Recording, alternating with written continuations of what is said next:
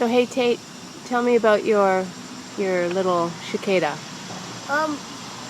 They come from the ground. Yeah.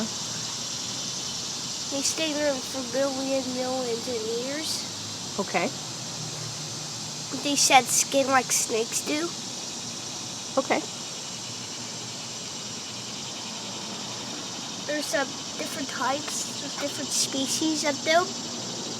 Very good. Yeah. What else? How do you say his name? They can fly like birds. True. And bees. Yes. And butterflies. And flies. Okay. And how do you say his name? What do you? David Watts. Oh, okay. I'm interrupting your flow. Sorry. Okay, keep going.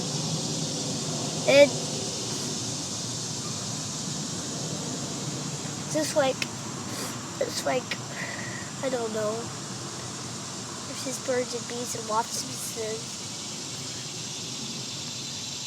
even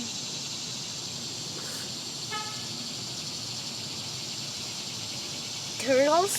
Yeah. No, turtles can't fly. Can I see him, please? He doesn't have wings.